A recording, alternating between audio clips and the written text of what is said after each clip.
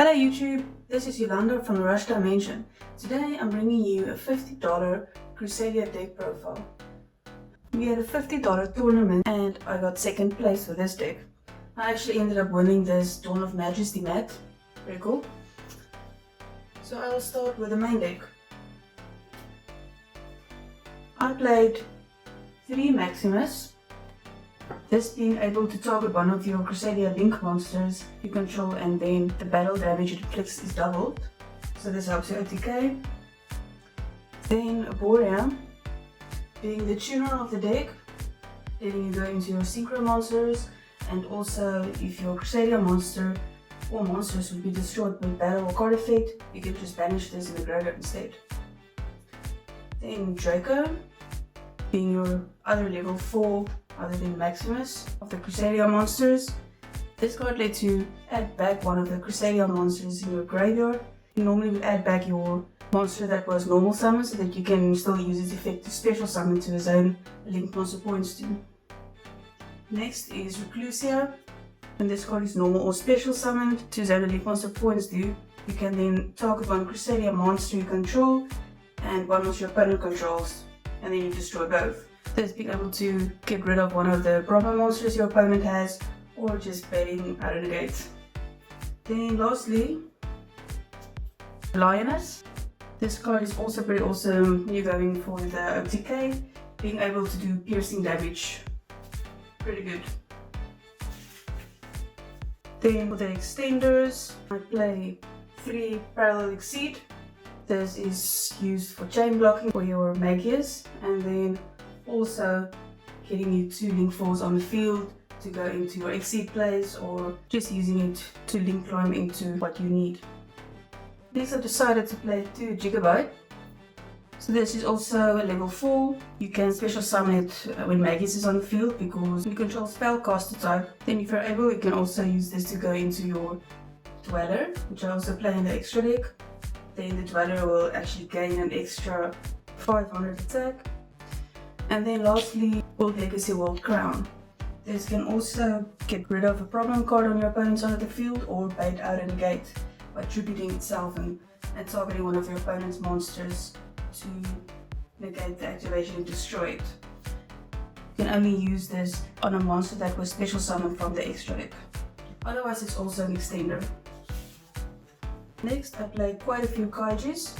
This is a going second Crusadia deck, so I chose to play 3 Jizukiru and 2 Dogeron. As this was a $50 tournament, I couldn't fit in Kaiju Slumber, but if I had Kaiju Slumber, I would probably drop 1 Jizukiru or only play 3 Kaijus in total. The Dogeron actually came up when I was playing against Firefighters. They actually normal summoned the Fire Barrier statue and I just Kaiju it. They ended up negating my normal summon, so I couldn't go on with my Crusadia plays. Luckily I had the Jizukiru in my hand, so I just special summoned it to take the Dogeron, but then I think they activated Mirror Force or Storming Mirror.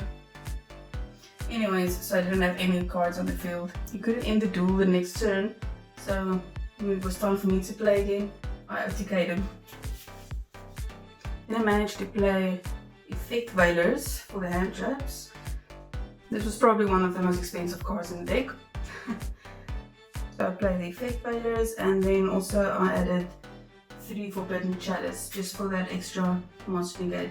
They do both target, so it didn't always work, but they definitely did come up. So I play the 3 Crusadia Power. This is an awesome card. It's definitely a must play, going first or second, just to make sure your plays go through, or even just setting it when you're done with your turn to protect your Crusadia monster if your opponent tries to out it with in-card effects. So this makes your Crusadia monster that you target unaffected by card effects. Really cool. Then I play 3 Pot of Desires, but this actually is pretty good in this deck. Just draw into those extra 2 cards to make sure that you're able to OTK or just play through more disruptions. The one time I activated this card, I actually ended up banishing my Crusadia Revival that's used for OTK. But I couldn't beat him that turn, but I ended up doing a lot of damage, and the next turn I ended the duel. Then I play 1 Reinforcements of the Army. This is basically to search your warrior. And then I play the 1 Revival. This lets all your Crusadia Link monsters gain 500. Usually you will only have the 1 Link monster if it's either Regulix or Equimax. Most of the times it will be Equimax. And then you can also target your Equimax, for example, to let it attack all the monsters in your opponent's field. So if you have Maximus on the field, it's basically game. Or even if you have Lions in the field as well doing piercing, yeah, the duel is over. The extra deck. I play 2 Magias. This is a must play 2. Shouldn't play any less. This is basically a searcher. So when you summon in its zone, then you can search for any Crusadia monster in the deck to your hand that you may need. Sometimes it will get stopped, but they actually never negated it in the tournament. Even if they did, if you have Crusadia Power, you can always activate Crusadia Power to protect it if you really needed that Crusadia search to go through. Next I played Link Spider and Transversor. Yeah, I know it's so random. So the Link Spider didn't come up. I just played it in case there was some deck that placed a token on your field, for example like Dinos, but I don't think they could fit Dinos in $450. I didn't check. But then just to be able to link off that token. And then for Transversor, I never used it for its effect. I just used it as a generic link too. And I played the 2 Regulix, your Spell Trap Searcher in the deck, just to go for that OTK or to add Crusadia Power to your hand, to set it to protect your Crusadia monsters or to help your players go through. I don't play the Crusadia Crawler in the main deck because it's a going second deck as I mentioned before. But you can, if you feel more safe to actually play in your main deck just in case you have to go first. But even if I did go first, I could just place another Crusadia monster in the zone for Equimax's Omnigate. Or a lot of the times I actually just summoned Abramax in the field, sometimes with a Dweller or a Synchro on the field. So that didn't come up for me. Next I played Spatha. The idea behind this was to move one of my opponent's monster in the zone where Regulix or Equimax will be summoned, or where I actually used it for was to summon a Crusadia monster in the zone and then moved it to summon another monster. And then I linked those two into any link 2 and then linked those two for Abramax. I played the 2 Affordable Nightmares. So Phoenix actually didn't come up for me. Unicorn actually won me one of the games. So this was a good choice to put in. Just that extra utility. And I played 2 Equimax, one of the best monsters in the deck.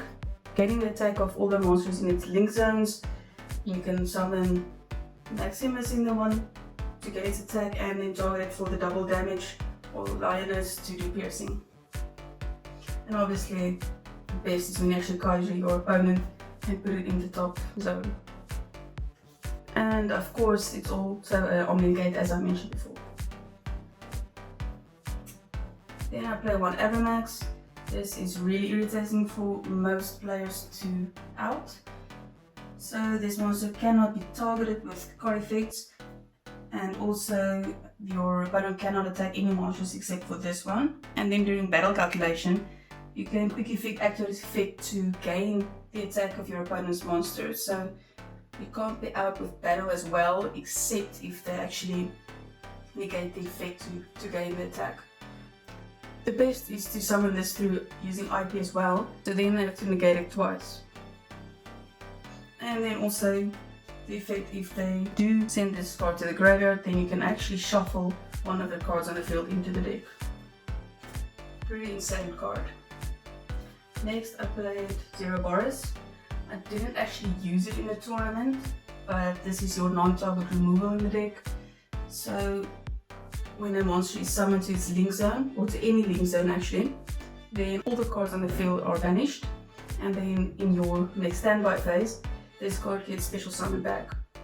The attack of this card is gains 200 for each banished card in both banished zones. So this can get pretty big, especially because I'm also playing Pot of Desire, so then you automatically have an extra 2000 attack for this if you play Pot of Desire in that turn. Then I play this Dweller. I actually did summon this once, but when I activated it, he had the Forbidden Chalice to negate, unfortunately. And then lastly, Dragster. So this actually does piercing damage, which didn't come up for me, but it is there if you need it. And then you can also use it to quick effect reduce the level by 2, and then you can negate and destroy one spell trap on the field. Pretty good. Unfortunately once per turn, but it is there. Next for the side deck, here. I started it once, didn't see it once. And then Skullmeisters, I didn't use it in this tournament. Then I play one Pancratops, just for Pancratops purposes, getting rid of that one card or baiting out in the gate.